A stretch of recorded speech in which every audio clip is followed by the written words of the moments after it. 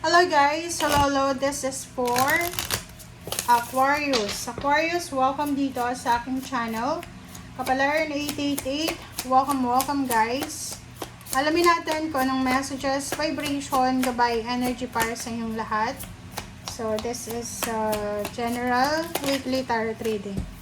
Okay, Aquarius, the harvest moon, organize the mind, number 27, 789. So, ano man daw na desisyon ang gagawin mo sa linggong ito, whatever your plans, kailangan mo daw na pag-isipang mabuti. I-organize mo muna yung isip mo, i-organize mo muna yung mga steps na kailangan mong gawin. Okay? Pag-aralan, mag-research, i-compare yung mga decision making natin.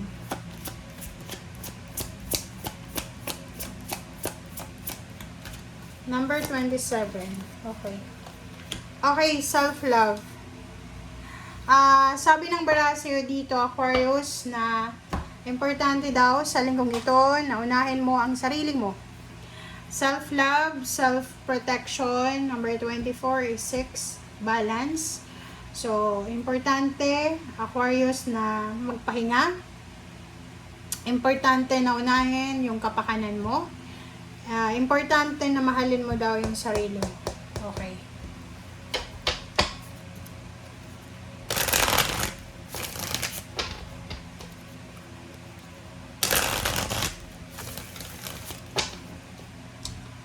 Alright.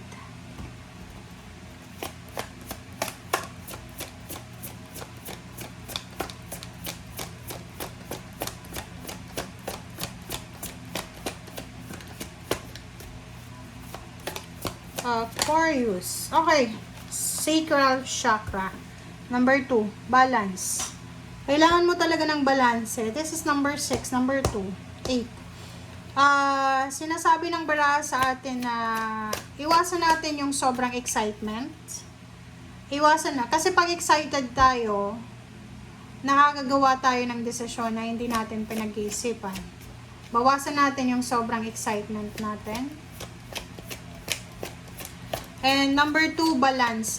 Make sure na balance yung iniisip natin. Make sure na wala tayong ginagawa na desisyon na dahil lang sa masyado tayong na stress, na pressure, parang ganun. Alright, financial and material changes. Financial and material changes.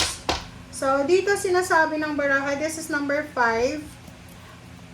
Siguro yung iba na Aquarius, you have financial and material, kasi para siyang 5 of Pentacles. So, masyado ka bang magastos? Kasi kailangan mo ng balanse dito So, pag sinabing kailangan ng balanse, kailangan mo magtipid. Kailangan ng balance sa paghawak ng pera.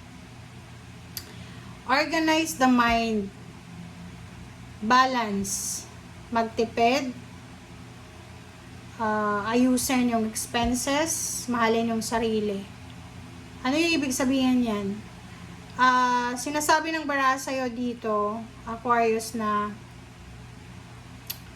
huwag kang masyadong nakafocus sa material na bagay. Ang pinaka-importante sa panahon ngayon, especially sa linggong ito, is yung emotion mo. Dapat masaya ka. Dapat inuuna mo yung kung ano yung nararamdaman mo. Dapat alam mo kung ano yung ginagawa mo. Parang ganun. And huwag kang may stress sa kung ano yung mangyayari para sa future, especially if it's regarding sa salapi or money.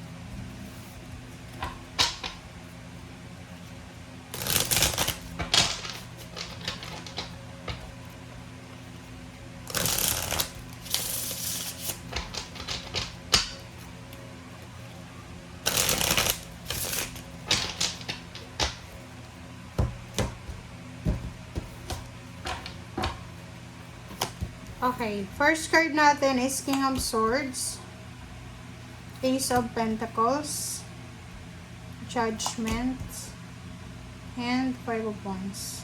Alright, so yung baraha mo na to is parang sinasabi ng baraha, there's a direction na posibleng i-offer sa'yo ng baraha. Ng baraha. There's a direction na i-offer sa'yo ng universe, okay?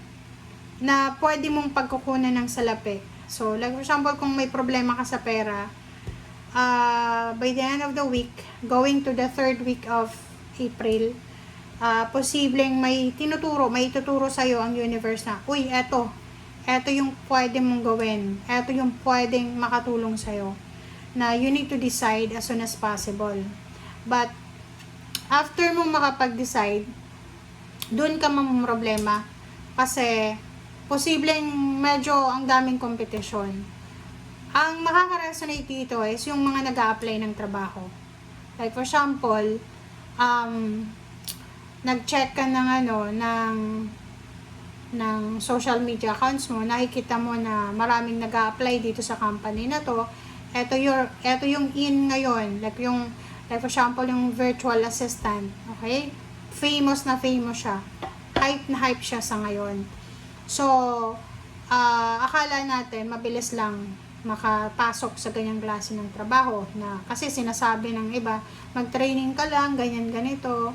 No, hindi ganun kadali yon. So, parang yon ang makikita mo na example dito na pinipresent ng social media na eto yung ng internet, eto yung trabaho na pwede natin gawin.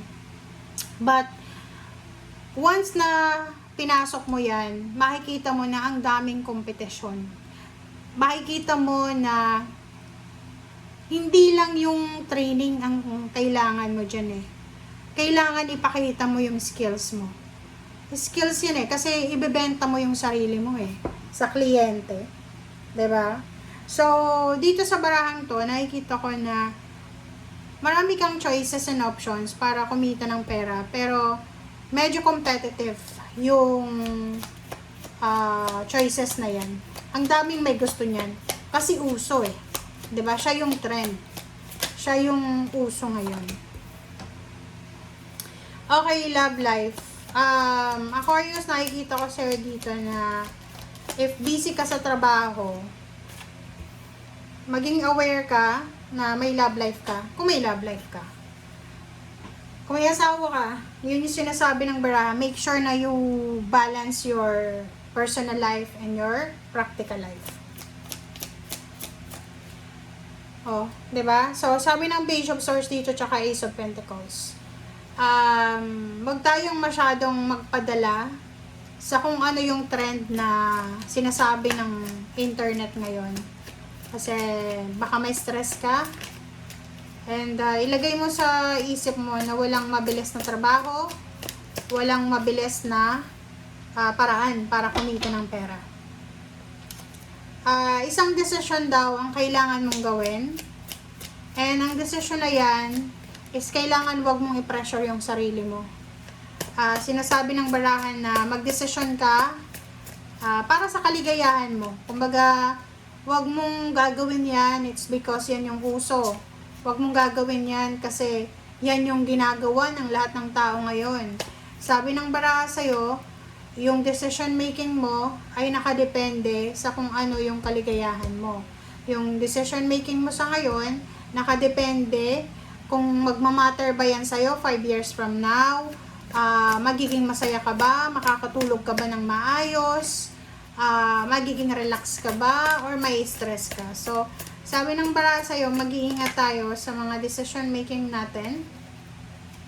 Kasi posible tayong maapektuhan niya. Siyempre. Okay, yung last 2 cards mo ay Queen of Pentacles. So, sabi ko sa'yo eh. Diba? This is a confirmation talaga na mahirap kumita ng pera sa ngayon. Especially kung ikaw ay nagnenegosyo. Kung nagnenegosyo ka, posibleng sa linggong ito ay matumal yung negosyo mo. Kung ikaw naman na nagtatrabaho sa company, possible na there's a mass layoff or mataterminate yung contract ng iba. May mahahang na plano dito. So, pwedeng you're aiming for a promotion, for a salary increase, for higher position. Yung iba dito ay posibleng ma-lay off, yung iba naman ay posibleng tumigil muna yung trabaho, pero hindi naman lay off. Okay? So, thank you guys for watching. Bye!